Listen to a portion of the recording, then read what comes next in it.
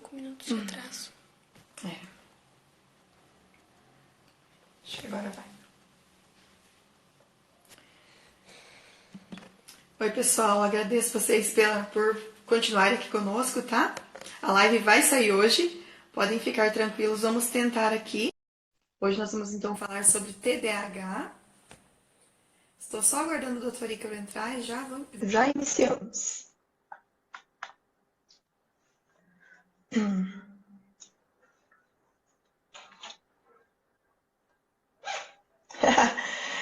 A Suelen disse que bom. Se puderem me dizer como que está o meu som, como que está a imagem, tá? Agradeço muito. Ai, o Dan entrou, querido. Tudo bem, Dan?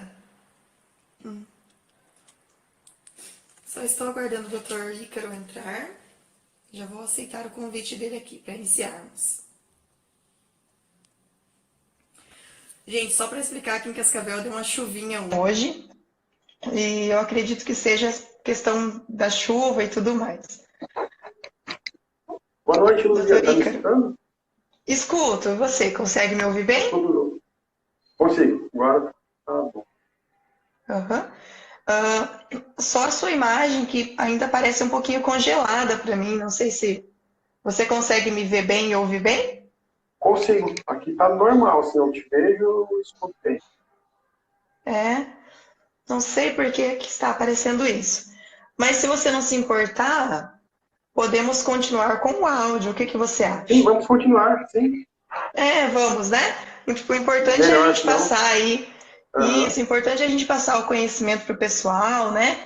E falar de um assunto que é tão importante, não é verdade? Com certeza. Tá. Então, vamos dar continuidade. Então, pessoal, o assunto hoje é TDAH, né? Que é o transtorno de déficit de atenção e hiperatividade. Antes de iniciarmos o vídeo, eu quero falar um pouquinho sobre a questão da proposta que tem esse projeto, que é o Abertamente, né? O objetivo realmente é falar da psicologia, da neurologia, né, da psiquiatria. São áreas assim que, infelizmente, as pessoas hoje em dia ainda não buscam com tanta exatidão como as outras áreas médicas, né? Então, o objetivo realmente é levar conhecimento para as pessoas, tá bom? De uma forma descomplicada, e científica ao mesmo tempo. Tudo bem? Vou pedir para o doutor Ícaro falar um pouquinho sobre a experiência dele, onde ele trabalha e o que ele faz. Então, pessoal, boa noite a todos aí. Primeiro agradecer, né, a Luzia pelo convite para falar um pouquinho sobre TDAH para vocês. Achei bem legal esse projeto dela, né? Para tentar desmistificar um pouquinho esses mitos que tem em cima tanto das doenças neurológicas quanto psiquiátricas, então é algo bem legal. Eu sou médico neurologista, tá? Eu sou formado pela UniOeste de Cascavel e fiz minha residência médica em neurologia em Londrina, na Universidade Estadual de Londrina, né? E o que me chamou muito a atenção a começar a trabalhar com o TDAH foi a quantidade de pacientes que me procuraram, né? A maioria desses pacientes jovens, né, com queixa de memória, né? Não conseguiam, não esqueciam muita coisa, não aprendiam na escola, na faculdade, né? E muitos deles chegam em mim achando que tem, por exemplo, Alzheimer, né? Uma doença de idosos. E no final das contas, a maioria foi diagnosticada com transtorno de déficit de atenção, né? A população tem pouco conhecimento sobre essa patologia. Então, isso foi o que me chamou a atenção para trabalhar bastante com o TDAH. Eu diria que hoje, cerca de 60% a 70% dos pacientes são TDAH. É uma porcentagem bem grande, assim, nos pacientes. Bacana. E eu também, falar um pouquinho da minha experiência, então, tá, doutor? Então, eu sou neuropsicóloga, né? Então, para ser neuropsicóloga, a pessoa precisa ser psicólogo, primeiramente. Então, a psicologia, a gente faz uma faculdade de 5 anos, né? E essa faculdade a gente faz por 5 anos e depois a gente faz uma especialização, né? E essa especialização que eu fiz é em neuropsicologia clínica, então eu posso atuar em clínica. E o meu foco de avaliação, né, desse tempo para cá, é com transtornos do neurodesenvolvimento, avaliação psicológica e neuropsicológica. Gosto muito também de trabalhar com casos de transtornos graves, por exemplo, transtorno de humor, transtornos de personalidade, transtornos ansiosos. Então, eu acabo trabalhando com esse público um pouco mais, tá? Atendo em clínica, gosto de atender todos os tipos de público, então eu gosto muito de atender o público infantil, público adolescente e adulto. Mas esse ano eu escolhi trabalhar um pouco com o público mais jovem, devido à minha abordagem, que é a TCC, tá? Então ela acaba tendo uma aderência um pouco maior para os pacientes mais jovens, tá bom? Isso eu posso fazer outro vídeo explicando sobre para vocês, o porquê, tá bom? Então vamos iniciar com as perguntas. A primeira pergunta que nos enviaram é: o que é o TDAH? Tá? O doutor Ícaro gostaria de responder essa, doutor Ícaro? Posso responder, né? Tá bom. Então, o TDAH é o chamado transtorno de déficit de atenção e hiperatividade, né? A gente fala que é uma condição neurobiológica, né? É uma doença que ela anda entre a psiquiatria e a neurologia, né? A gente não conseguiu ainda achar o local exato onde essa doença começa e por que ela começa. Tem várias hipóteses, mas a gente não conseguiu achar ainda. É uma doença que cursa, geralmente, inicia na infância, né? Mas a gente sabe que tem os casos de início tardio, né? Talvez seria até uma outra doença, com outro nome, que pode ser que isso mude mais para frente. Sim. Mas, por enquanto, é tudo TDAH, né? É uma doença que cursa com sintomas de desatenção, né? A pessoa mais distraída, com dificuldade para memorizar situações do dia a dia, pessoa mais desastrada, geralmente, e com sintomas hiperativos, né? Geralmente, na população infantil, os sintomas hiperativos são mais marcados, né? É aquela criança que não para dentro da sala, nunca consegue ficar sentada, tranquilinha, parece que está sempre ligada no dente. E o adulto também pode ter esses sintomas de hiperatividade, mas eles geralmente são um pouquinho mais disfarçados, né? Geralmente o adulto se apresenta um pouco mais impulsivo, assim, toma atitudes sem pensar, não consegue esperar muito em situações que ele deveria esperar, não consegue esperar a sua vez de falar em algumas situações. O adulto, na verdade, o que mais atrapalha são os sintomas de desatenção. Então, a gente tem sintomas de desatenção com hiperatividade. Podemos ter só desatenção, só hiperatividade ou os dois combinados. Seria esse transtorno de déficit de atenção e hiperatividade. Muito explicado, doutor. Alguém escreveu ali nos comentários que o seu som está com um pouco de ruído. E perguntaram se você está usando som. Sim, está com fone. Estou com fone. Está com fone? Eu te ouço bem. Por mim, podemos continuar. Eu acho que é a internet mesmo que não está muito ajudando. Não tem problema. Vamos continuar, porque depois desse vídeo, eu vou salvar ele, né? Aí ele fica lá no YouTube. Eu acredito que lá a qualidade deu uma melhorada um pouco. Não tem problema, pode ficar tranquilo. A segunda pergunta seria como diagnosticar o TDAH. Inclusive, teve uma pessoa que acabou perguntando ali agora, né? Como que a gente faz para fazer o diagnóstico? Essa eu posso responder, se o doutor não tiver problema para você. Com certeza. Aproveita e fala para a gente, Luzia, da avaliação neuropsicológica nesses casos. Muitas vezes eu peço essa avaliação e os pacientes conhecem, né? Pedem, mas o que é isso? O que é um neuropsicólogo? Por que eu tenho que fazer isso? Né? Então, fala para a gente o que você avalia nessa avaliação neuropsicológica aí. Que legal. Para ajudar a gente a fazer o diagnóstico também. Muito bom você falar isso, doutor, porque assim, infelizmente, muitas pessoas ainda desconhecem o nosso trabalho, né? O desconhecimento, eu digo assim, de não conhecer mesmo, não de preconceito talvez também, mas ainda não sabem até onde vai o trabalho do neuropsicólogo, né? Então, como eu disse antes, o neuropsicólogo, ele é um psicólogo especialista, né? Em demandas não só de avaliação, mas a gente tem um olhar um pouco neurológico. Não que a gente vá passar pelo trabalho do neurologista ou do psiquiatra, mas a gente tem um olhar um pouco mais focado na questão das funções cognitivas, né? Então, nós fazemos uma avaliação minuciosa dessas capacidades cognitivas do paciente. Então, o que seria isso? Então, primeiramente, os pais entram em contato, ou a escola, ou o próprio médico encaminha para nós esse paciente, e nós fazemos essa avaliação. Ela dura em torno aí depende muito do caso, mas no mínimo 8 sessões a 12 sessões, tá? Então, a gente leva um bom tempo para fazer a anamnese. O que é essa anamnese? É um processo investigativo, onde a gente faz uma entrevista com os pais sobre quais são as dificuldades que essa criança está tendo. E o que é bacana do neuropsicólogo é que ele não fica só preso na clínica, ele também faz aquela visita escolar. Nós fazemos também a visita onde essa criança, eu falo criança porque é o público que eu mais atendo, né? Onde essa criança está inserida. Por exemplo, se ela faz uma aula de natação, a gente vai até a natação para verificar ela, para inspecionar como é tudo isso, para analisar tudo. Nós fazemos nosso relatório de tudo isso. Então, a gente acaba não acreditando só no que vem da escola, porque normalmente vem um relatório pronto da escola, né? Então, o trabalho do neuropsicólogo ele é muito mais profundo. E lá, depois que a gente faz essa anamnese, o que nós fazemos também?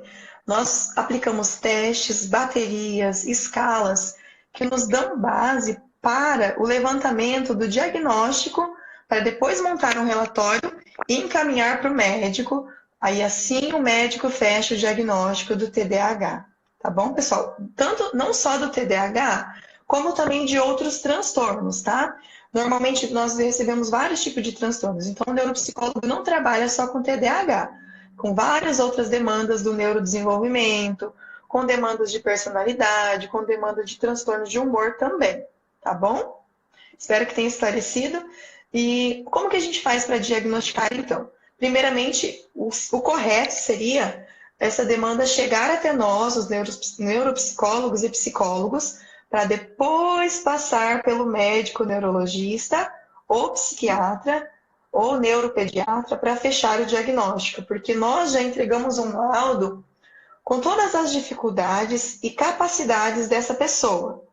Depois o médico fecha o diagnóstico, tá bom? E o diagnóstico ele é feito em cima dos sintomas apresentados. No caso do TDAH, necessariamente essa criança ou esse adolescente precisa ter uma dificuldade de atenção e estar com o score abaixo da média nos testes aplicados. Já recebi relatórios de pacientes com atenção acima da média com diagnóstico de TDAH, né? Então, assim, né, doutor, isso é muito errado. Não existe isso. A pessoa precisa ter dificuldade de atenção para ter o TDAH, tá? E nos testes tem que estar abaixo da média ou com dificuldade limítrofe para ter para entrar nesse critério diagnóstico. Concorda comigo, doutor? Com certeza. O padrão ouro, na minha opinião, assim, para a gente ter o diagnóstico, seria o trabalho do médico ou do neuropsicólogo. Né? Como você falou, são 8 sessões, em média, que você faz com o paciente para chegar no diagnóstico. No mínimo, né? Então, no mínimo, né? Então, você faz uma bateria de testes, então, trabalha todas as funções cognitivas do paciente, para daí a gente conseguir um diagnóstico preciso. Né? Uma coisa que eu queria comentar também é que o TDAH não aparece em nenhum tipo de exame, né? Ressonância, tomografia, exame de sangue, eletroencefalo. Já ficaram muitos estudos com eletroencefalo. Muitas mães gostam que passa eletroencefalo no filho e nos perguntam, mas deu TDAH no eletroencefalo? Sim, não aparece no eletroencefalo. Tem vários estudos que têm alterações que poderiam aparecer no eletroencefalo que sugeririam ser um sugestivo do TDAH. Mas não é nada concreto, nada usado na prática. O diagnóstico é clínico mesmo. O padrão ouro seria com os testes neurológicos. Isso. Infelizmente, assim, a gente sabe também, né, doutor, que muitos médicos ainda não pedem essa nossa avaliação e acaba tendo, até tem uma pergunta que depois eu acho bacana a gente falar, e acaba tendo um diagnóstico errado desse paciente, porque o diagnóstico diferencial é muito confuso, né? Porque às vezes pode aparecer esse paciente com um transtorno de ansiedade, às vezes está passando por algum problema no momento, né? Às vezes os pais estão passando por um processo de separação, às vezes está com outras dificuldades emocionais que acaba prejudicando nessas funções cognitivas. Então, o correto seria trabalhar primeiro a questão emocional, para depois a gente avaliar essas questões cognitivas, né? Então, atenção, memória, função executiva, que é uma parte, que é uma das funções cognitivas com mais dificuldade no TDAH, né, que é a função executiva. Então, o neuropsicólogo tem esse olhar. Não estou dizendo que os outros psicólogos não tenham, tá, gente? Não é isso. Vamos deixar bem claro. Mas é porque, normalmente, né, nós somos especialistas, então nós sabemos direcionar e avaliar de uma maneira macro, né, avaliar esse paciente em vários contextos em que ele está vivendo no momento. Outra coisa Concorda, também, doutor? Luzia, concordo, e outra coisa também que eu queria comentar é que o TDAH nem sempre ele vem junto somente o TDAH, né? Tem as comorbidades Isso. psiquiátricas que são muito comuns no paciente com TDAH. Por exemplo, transtornos do humor são 2 a 7 vezes mais comuns em pacientes com TDAH do que em pessoas que não têm TDAH. Né? O próprio transtorno de ansiedade, que nos confunde, essa é uma das perguntas, né? De melhor diferenciar o Isso. transtorno de ansiedade e TDAH. É uma das principais distinções que temos que fazer para chegar no diagnóstico. Mas também, a pessoa que tem ansiedade não exclui que ela tem TDAH. É 2 vezes mais comum o transtorno de ansiedade em portadores de TDAH do que em pessoas que não têm TDAH. Então, as doenças acabam meio que se Infelizmente, misturando e o nosso papel é separá-las e fazer o tratamento de cada uma. isso. E primeiramente tratamos as questões emocionais, né, doutor? Para Com depois certeza, verificar as questões cognitivas, né? Porque com não tem certeza. como a pessoa nascer com TDAH e depois ela não ter mais, não é verdade? Uhum. E já a Vou dar um ansiedade, exemplo, sim. só como questões emocionais, questões até do dia a dia, né? Eu tive um paciente que procurou 20 anos, ele tinha 20 anos, só que ele trabalhava como caminhoneiro. Então, ele não dormia à noite, dormia cerca de 3 horas. Ele falava que tinha déficit de atenção durante o dia. Sim. No caso, estava falando assim, não consigo prestar atenção, não consigo aprender. Então, não tem nada a ver com o TDAH o caso dele, era um ritmo de vida dele que não colaborava. Uma vida totalmente Não é tão disfuncional, né? simples. Sem dormir. Isso, com certeza. Uhum. Acho que podemos ir para a próxima pergunta, né, doutor? Uhum, Então, podemos qual que é a seguir. diferença entre o TDAH e o TDA? Que tem diferença também, pessoal. Essa eu vou deixar para o doutor responder também. Então, TDAH é o transtorno de déficit de atenção e hiperatividade, né? O TDA é o transtorno de déficit de atenção, né? Você não tem as questões da hiperatividade, viu? A agitação, né? Agitação, inquietação, impulsividade. A pessoa é mais, o portador do TDA, ele é mais desatento, né? Ele não tem essas questões hiperativas. Isso. E na Essa é a avaliação principal distinção. neuropsicológica, nós conseguimos medir isso bem certinho, porque nós temos testes que avaliam essa questão da impulsividade, né? Nós temos testes que avaliamos também o controle inibitório desse paciente, o quanto que ele consegue focar a atenção, porque existem vários tipos de atenção, né? Existe a atenção concentrada, atenção alternada, atenção dividida. Então, nós conseguimos mensurar todas essas atenções que o paciente tem, todas essas questões cognitivas, né? Que é bem interessante.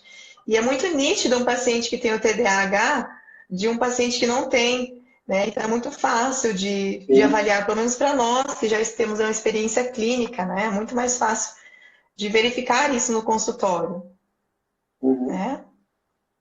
Vamos então para a próxima pergunta. Deixa eu olhar aqui. Então, a pergunta número 4, a gente acabou respondendo já, né?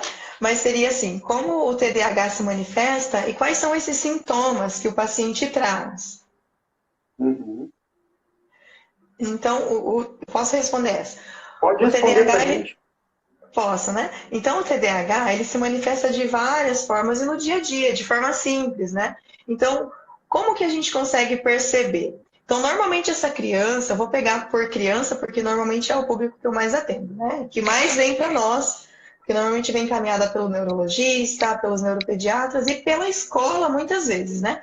Então, essa criança, ela não consegue parar focada em uma atividade. Normalmente na escola, é aquela criança que não consegue ficar sentadinha na carteira prestando atenção. É aquela criança que ela não consegue fazer as atividades como as outras crianças fazem, né? Focada naquela atividade. É uma criança que muita dita como aquela criança bagunceira, é aquela criança que sempre acaba tendo problemas, porque se para ela está tendo muita agitação, é claro que ela não vai conseguir focar na atividade, né? O TDAH ele pode se manifestar em vários contextos da vida dessa criança, não é só na escola, mas em casa também. Normalmente essa criança não consegue ficar presa assistindo um filme, uma série, ela tem dificuldade na interação social com outras crianças, né? Porque normalmente ela quer ser a líder das atividades, ela não sabe controlar os impulsos dela. Então, normalmente é assim que é um dos primeiros sintomas que vem para nós, e a partir disso nós vamos selecionando se realmente é esse diagnóstico ou não, né? Se o doutor quiser complementar com mais alguma pergunta, com mais alguma afirmação também. Outra coisa assim, em relação aos sintomas, os pais sempre me perguntam assim, mas esses sintomas, vai ter algum prejuízo para a vida do meu filho? Se eu não tratar, o que vai acontecer? Bom, eu sempre falo, não é como uma doença que pressão alta, diabetes, se a gente não tratar, vai ter um risco de morte, né? Mas qual que é o problema se não tratar esses sintomas? Dificuldade de aprendizado, né? A criança começa a reprovar na escola, começa a ter aversão aí para a escola também, que é muito comum. Uma coisa que ocorre muito ela começa a se envolver em muitos conflitos com os colegas, com os professores, com os pais, né? Porque, por exemplo, a criança é tão imperativa que nem um amigo do lado dela consegue aguentar ela. Ela fica toda hora querendo conversar, querendo brincar, e isso acaba gerando muitos conflitos para ela. Então, esses seriam os prejuízos se a gente não levar a sério esses sintomas. Né? Antigamente se achava que era tudo, não existia isso, que era falta de educação em casa, né? A gente pensar 30, 40 anos atrás. Então, a gente pensa então de criança que não sofreu com isso, que não deixou de aprender, de desenvolver, por não ser levado a sério esses sintomas. Infelizmente é assim, né? E uma das coisas que a gente mais vê no TDAH é essa dificuldade na interação com as outras pessoas, né? Porque como ele é muito agitado e tem muitos problemas, digamos assim, de comportamento, as pessoas acabam se afastando, né? Ele é dito pelos professores muitas vezes como aquele aluno problema. É aquele aluno que sempre traz dificuldades para a sala de aula, onde o professor não consegue muitas vezes dar aula por conta dessa agitação do aluno, né? Com certeza. E aquele aluno que o professor não quer na sala dele, né? Ele vai fazendo mudar de sala, vai para a segunda série A, depois para B, depois da C, depois volta para A. É desse jeito. Sempre acaba então, trocando, dá muito né? mais trabalho para fazer ele aprender. E claro. os professores estão preparados. Infelizmente. A outra pergunta que fizeram para nós, doutor, foi sobre o TDAH. Ele pode surgir lá na fase adulta? A gente acabou respondendo, né? Mas acho importante a gente responder isso novamente, né? De uma forma mais organizada. Olha, isso assim, Luzia, é uma briga. Viu? Né? Adultos não acreditam que possa surgir na fase adulta. Né? Tem estudos que mostram talvez até que seria outra doença, que ela se manifesta diferente do TDAH que a gente conhece. Começa na criança, pode ou não persistir na fase adulta. Né? Mas sim, hoje a gente acredita que, até o conhecimento que a gente tem hoje, que ele pode surgir na fase adulta. Inclusive, tem relatos de pacientes que foram diagnosticados com 60 anos de TDAH. Já na velhice. E esse relato saiu em uma revista importante de neurologia, há uns 4 meses atrás. Então, é uma coisa surpreendente. Foi feita toda uma bateria neuropsicológica, todo o paciente, como TDAH, e melhorou após o tratamento. Então, sim, ele pode surgir na fase adulta. Talvez isso mude, né? Daqui a uns anos, mas ele pode surgir. Eu acredito que o pessoal perguntou assim, doutor, no sentido de, por exemplo, a criança nunca apresentou uma agitação, nunca apresentou uma dificuldade de atenção, aí lá na fase adulta ela começou a ter essas dificuldades. Então, dessa forma, eu acredito que não tem como, né, acontecer assim de nunca ter apresentado um sintoma e daí lá na fase adulta começar a ter esses problemas, porque o TDAH ele é um transtorno do neurodesenvolvimento, né? Sim. Não, então, com certeza. começa na infância, antes era abaixo dos 7, agora abaixo dos 12 anos, tem que manifestar sintomas. Né? Mas existem alguns casos que começam na fase adulta. Né? E essa é uma grande briga hoje na neurologia, assim, psiquiatria, poderia começar na fase adulta. Né? Talvez até começou lá atrás e ninguém teve diagnóstico. Né? Porque se a gente pega os adultos de hoje, na época que eles eram crianças, não falavam muito, não tinha começo da terra. Talvez por não ter o diagnóstico correto, né? Talvez por não ter o diagnóstico correto. Tá? Isso. Talvez era visto como uma forma de chamar atenção. Isso. E outra coisa também, quando o adulto chega com essa queixa, é um diagnóstico mais difícil quando a criança. Né? Porque o adulto tem muitas outras variáveis que tem que pesar para esse diagnóstico. É como esse paciente que fez 60 anos que foi diagnosticado. Né? Então a gente tem que descobrir muitas outras coisas para poder chegar no diagnóstico. Complicado isso, né? Ainda bem, né, doutor, que as coisas evoluem, né? Ainda bem que a ciência evolui e nós acabamos conseguindo fazer esse trabalho, né? Porque imagina se fosse como antigamente, né? Se não tivesse toda essa questão desse trabalho que nós fazemos, né? Então, esse é o nosso objetivo, né? Eu fico imaginando dar o diagnóstico correto para ter o tratamento. Oi? Imagina quantas pessoas não sofreram com isso antigamente por não ter muito. Poxa vida! E esse é o nosso objetivo, né? Dar o diagnóstico correto para que a pessoa tenha o tratamento correto também, né? Com certeza. Isso.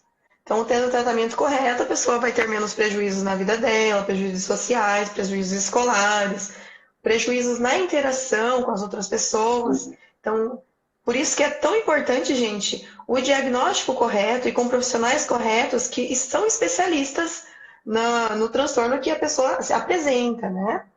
A outra pergunta que fizeram para nós, doutor, foi como é o tratamento e como que é feito esse tratamento. Eu posso falar da minha parte e depois você pode falar da sua também, tá? Pode começar, então, Zia. Tá. Então, normalmente, né, a gente não inicia um tratamento sozinho, o psicólogo, né, sempre vai precisar, quando é o TDAH, precisa sim também do tratamento médico em conjunto, né? A gente chama de equipe multidisciplinar, porque não é só uma pessoa que vai fazer o tratamento do TDAH, então precisa de uma equipe. Então, normalmente na equipe que eu trabalho sempre vai ter um médico neurologista ou neuropediatra, né? Normalmente tem um psiquiatra infantil também. E na clínica, com a TCC, é muito bacana porque a gente vai trabalhar para que diminua essa ansiedade dessa criança, essa agitação, e nós trabalhamos muito focados no desenvolvimento de funções executivas e controle inibitório. Então, são essas duas funções cognitivas que nós vamos focar com o paciente. Então, nós temos alguns trabalhos, eu até posso passar o nome para alguém, se quiserem anotar. Eu trabalho muito com o PIAFEX, é um programa para o desenvolvimento, né, de capacidades cognitivas, no caso da função executiva, e nós trabalhamos também com várias atividades para que desenvolva essa atenção no paciente, para que ele aprenda a controlar os impulsos dele. Então, é um trabalho bem bacana, mas que precisa também do apoio médico, precisa desse trabalho em conjunto com o médico também e com a medicação. Daí essa parte da medicação eu vou deixar o doutor Ícaro responder, porque ele tem muito mais domínio do que eu, com certeza. Então, assim, primeira coisa é essencial a multidisciplinar, tá? Se você ver algum relatório que eu faço para as escolas, assim, eu escrevo lá embaixo, né? Jamais poderemos esperar que o paciente melhore somente com o medicamento. Né? Porque muita gente acha isso. Né? Então, não. Eu diria que o medicamento é 40%, no máximo 70% do tratamento.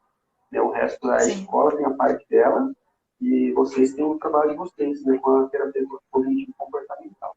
Né? Assim, a gente tem várias opções de tratamento para o TDAH, tá?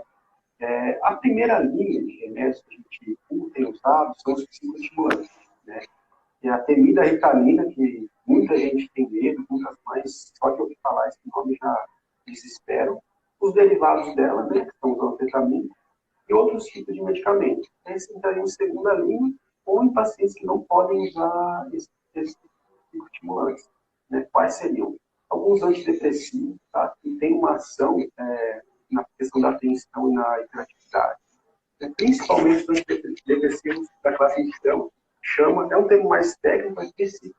Né? Vou citar alguns nomes, como a imipramina, nortriptilina, tem uma certa ação. Já adianto que não são tão bons como os psicoestimulantes, tá? Mas tem seu papel e ajudam muitas vezes. Temos também um outro medicamento que ele é usado para tratar a pressão alta, né? E a gente acabou descobrindo que ele servia para tratar o déficit de atenção, chamado atencina. Né? Então, não sei se você já tem alguma criança estudando, não pude mais falar, mas eu estou falando de questão. Né? Mas, na verdade, ele está com a intenção de melhorar a atenção dele. Né? Então, a atencina, um antihipertensivo, serve para tratar as sintomas do TDAH. Né? Tem outros medicamentos que são disponíveis lá fora que não chegaram no Brasil. Né? Então, ficaram em questão de liberação da Anvisa, toda essa questão ainda não chegaram. A gente tem esperança que chegue. Né? Um deles chama gonfacina, né? Um medicamento que não é disponível para a gente. O outro chama atomoxetina. Né? Olha que bacana. Quem sabe cheguem nos próximos anos aí. Né? Então, a primeira linha seria os psicoestimulantes, a Ritalina e o Metato. A segunda linha, antidepressivos, a atencina, por exemplo. Né? Legal. Uma outra corrente de tratamento é a suplementação. Né? É a suplementação. Só que assim, não é nada provado que ela funcione. Né? Tem relatos de casos que os pacientes tiveram melhora com a suplementação do ômega 3. Né? Mas não é nada assim muito convincente. A gente até tem usado, é algo praticamente novo, paciente, e pode ter a melhora, né? Mas não tem aquela comprovação. Né? Outra coisa que eu já vou aproveitar para falar. Pode falar. Eu vou ler o comentário do pessoal ali, doutor.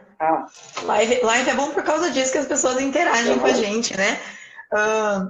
O doutor Cassiano Zortelli escreveu assim: pior que as crianças sofrem, né? Quando os pais não aceitam a medicação, acham que não precisa. Então, isso é um problema que a gente enfrenta muito, né? Quando a gente encaminha o paciente lá para o médico, para avaliação, muitos pais às vezes não aceitam. E o que eles fazem? Em muitos casos, eles tiram o paciente até do acompanhamento psicológico, porque sabem que a gente não vai dar continuidade se a criança não aderir à medicação. Então, é muito triste. E quem sofre realmente, como o doutor Cassiano comentou, são as crianças, né? Então é importante a gente conscientizar as pessoas que estão ouvindo e que vão ouvir depois que essa live estiver lá no canal do YouTube também e ficar aqui disponível, é que assim, quando os especialistas dizem que é necessário, gente, leve os filhos de vocês para uma avaliação, para uma consulta médica, porque nós sabemos o que nós estamos fazendo, né? A gente jamais vai passar alguma medicação ou iniciar um tratamento que não é convincente para o tratamento dos filhos de vocês.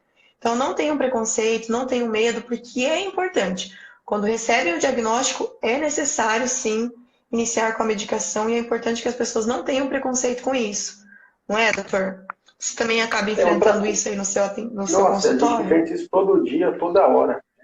Que pena, né? É que, assim, foi criado muitos mitos em cima do medicamento mais usado, que é o metilfenidato, né? O nome comercial do Ritalina. Né? Sim. Até quando ele foi lançado, existia um medo, realmente, assim, até maior da classe médica, sobre a segurança dele.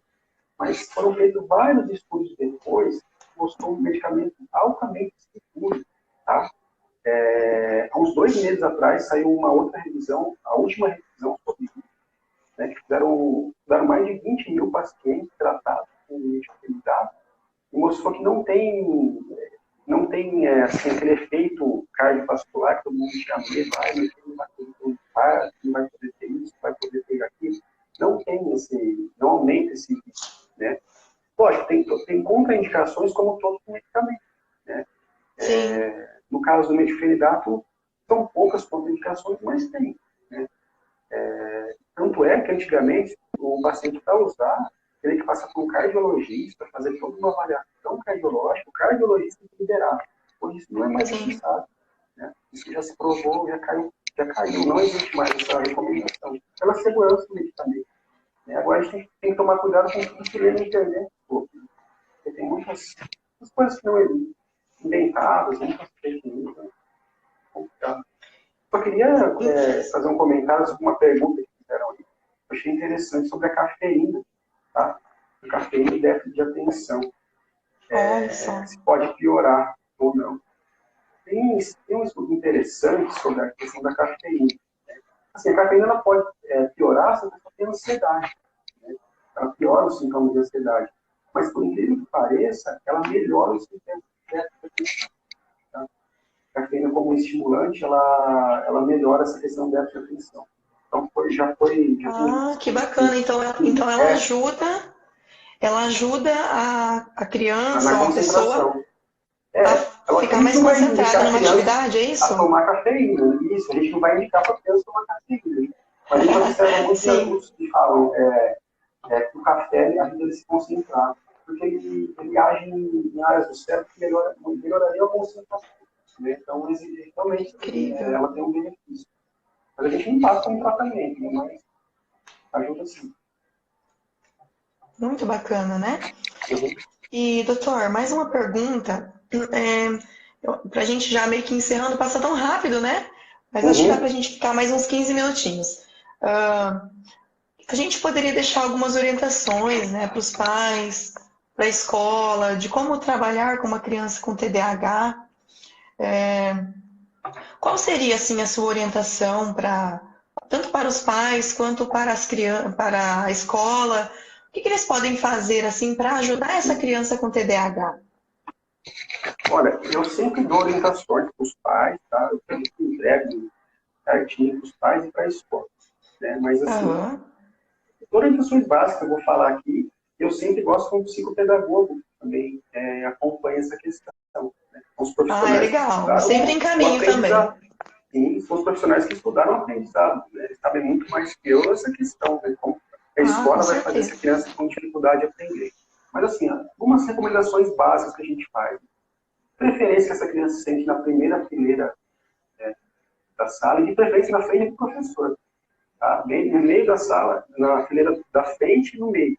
Né? Aquela sempre sob supervisão do professor. Né? Outra coisa, Uhum. ela fala que quando for fazer alguma atividade, que sejam atividades curtas. Né? Que, em vez de fazer uma atividade longa, faça várias atividades curtas com intervalo de tempo dela. Né? Para a criança dar uma descansada e voltar a se concentrar. Né? Olha só Outra que coisa bom. que ajuda bastante os pais, quando for a criança vai fazer os deveres, as tarefas em casa, o pai sentar do lado, colocar assim, vamos fazer 15 minutos de tarefa, dar um intervalo. Né, para a criança descansar, mais 15 minutos de intervalo. Não adianta a gente pegar essa criança, obrigar ela a ficar 2 horas sentada estudando, dificilmente ela vai conseguir. Né? O Sim, rendimento dela começa a cair muito, muito rápido. Assim, né? Então, e outra coisa também, que esses denunciados mais curtos, questões, né? Utilizar mais grave. Essas são algumas orientações básicas, mas que já ajudam. Né? Você dá de com orientação, certeza. orientação aí. Então, nós fazemos essas mesmas orientações, tá, doutor? Mas a gente também tem essa questão de auxiliar não só na escola, mas também em casa. Então, o que o neuropsicólogo faz, que eu sempre digo que é um diferencial do neuropsicólogo? Nós vamos até a escola, entende? É muito bacana isso, porque nós vamos até a escola, nós fazemos uma reunião com a equipe pedagógica, nós levamos o nosso relatório neuropsicológico, e nós auxiliamos os professores, a gente tira a dúvida deles e a gente vê como que é essa sala dessa criança. Às vezes vai na sala de aula, é uma sala que tem a cor, vamos supor, a parede é roxa. Isso já vai dificultar a criança no aprendizado. Então a gente já orienta assim para que a escola faça alguma adaptação, né? Pinta a cor da parede de uma cor mais neutra, né? De uma cor branca, aquele branco gelo, que tire um pouco dos cartazes, porque assim, eu já fui em escolas em que tem tanto cartaz na sala de aula que a criança não consegue focar no que o professor está falando, porque como ela tem essa dificuldade de aprendizagem, de focar em atenção, ela viaja, assim, falando de um termo bem pejorativo, talvez, mas ela entra no mundo dela. Ela vê, vamos supor, ela olha para o quadro e vê o A, por exemplo, ela olha para a parede e vê o A de avião e vê a foto do avião, ela já cria na cabecinha dela a história de um avião, de um aviador. Então, assim, a criança ela tem uma imaginação muito grande, que é onde a gente acaba precisando explorar essa imaginação dessa criança, né? Então a gente já orienta para que tenha menos estímulos em sala de aula, que ela fique em uma sala de aula que tenha menos conversa, pouco barulho, tá? Que os professores sejam objetivos com essa criança quando for dar instruções, que passe bastante tarefa, que na hora da prova, se tiver a possibilidade dela fazer uma prova sozinha, em sala de aula, que não tem outras pessoas para ela conseguir focar, que seja provas, por exemplo, com ditados, que sejam provas que sejam com ditados orais ao invés de só escritos, né? Que ela vai conseguir explicar melhor a opinião dela. É importante, né? Também essa questão eu sempre faço orientação. Uhum. E em casa também, mesma coisa, que os pais tirem um tempo para estudar junto com essa criança, que ensine ela a grifar o conteúdo, né? Marcando as partes principais, que ela aprenda a estudar por tópicos, né? Porque por tópicos fica melhor gravado nessa memória dela, né? Que normalmente essa criança também tem um pouco de dificuldade de memória. Por quê? Porque memória e atenção caminham juntas, né? Então não tem como eu ter uma memória estabelecida se eu não tenho a habilidade básica que é a atenção. Então, que ela grife os conteúdos. A gente também sempre orienta para que ela tenha uma psicopedagoga. Hoje a gente sabe também que tem os neuropsicopedagogos que são incríveis. Aqui em Cascavel tem profissionais ótimos que a gente acaba encaminhando, né? Então essas são as orientações básicas que nós fazemos, que já, vamos dizer assim, que muda muito a vida dessa criança, né, em relação à aprendizagem. E que os pais sejam mais participativos, né, que sejam, assim, que participem mais da vida dessa criança. Então, são essas orientações, que ela não seja julgada e tratada diferente dos outros filhos, né? Quando tem mais filhos em casa, que não seja tratado como coitadinho também, porque não é isso, né? Não é um coitadinho, ele aprende também de forma diferente, mas acaba aprendendo. E assim a gente acaba incluindo essa criança não só no âmbito familiar, mas também no âmbito escolar e social, né? Então acaba acontecendo a inclusão de várias formas aí. Se o doutor tiver mais alguma orientação para passar? Não, acho que são essas mesmo. É isso mesmo? Então a gente vê que não é só medicamento, né? São várias orientações e um medicamento. Mas sim, tem várias orientações que nós podemos fazer, né? E uma coisa que eu sempre gosto de passar para os pais é que invistam em atividade física, né, doutor? Isso é outra a atividade coisa física ajuda muito, muito mesmo. Tem estudos científicos que já comprovaram que o taekwondo é uma luta, né? Ajuda muito a desenvolver essas habilidades de função executiva, de atenção, então isso vai de controle inibitório, e isso vai ajudar muito essa criança no desenvolvimento dessas habilidades. Então, iniciar um esporte, uma luta, vai auxiliar, vai ajudar muito no desenvolvimento dessas habilidades, né? Então, invistam nisso, papais e mamães que estão nos ouvindo aqui agora, né? Além do tratamento médico, com neurologista, ou psiquiatra infantil, ou neuropediatra, né? Invistam num bom psicólogo especialista nas questões cognitivas, né? Eu sou suspeita em dizer, mas assim, no neuropsicólogo, né? Uma abordagem mais comportamental, né? A TCC, a análise do comportamento também é muito bacana, muito efetiva também. E invistam em atividades físicas. Podem ter certeza que isso vai ajudar muito no desenvolvimento das habilidades dos filhos de vocês. Então seria isso, doutor? Gostaria de comentar mais alguma coisa, doutor, que a gente tenha esquecido? Acho que a gente abordou quase todos os tópicos, né? Até abordamos até a mais, né? Até a mais do planejado, né? Do planejado, né? Com certeza. Uma coisa que eu queria certeza. deixar aqui como uma conclusão é assim, a pessoa que tem TDAH, ela tem condições de ser qualquer profissional no futuro, né? Muitas mães me falam, mas meu filho tem condição de ser médico, ser engenheiro, vai se desenvolver no futuro? Sim, com certeza vai. Por isso é importante o tratamento, né? Isso. Quem tem TDAH não tem atraso na inteligência, né? Não tem deficiência intelectual, por exemplo. Às vezes, se você trabalha mais com isso, sabe que às vezes o QI deles é até mais elevado do que uma pessoa que não tem. Então, eles têm total inteligência. O que falta tem a mesma capacidade, às vezes até mais, né? Capacidade. Então, com certeza. Daí a importância do tratamento. Isso. Com o tratamento correto, essa criança vai se transformar em um adolescente com menos dificuldades e possivelmente, né, em um adulto que vai trabalhar, que vai estudar normalmente, que sim, vai ter um bom emprego, que vai aprender a lidar com todas essas questões cognitivas e emocionais. E o que o neuropsicólogo faz também, doutor, que eu acabei, acho importante a gente falar sobre isso, é as adaptações em casa também, né? Porque normalmente o TDAH ele tem muita dificuldade de organização e planejamento. Então a gente acaba adaptando vários recursos que ajudam, né? Lembretes, agenda, organização em casa, organização até de uma gaveta que talvez ele tenha. Então o nosso trabalho é muito importante também na reabilitação neuropsicológica após ter feito a avaliação neuropsicológica.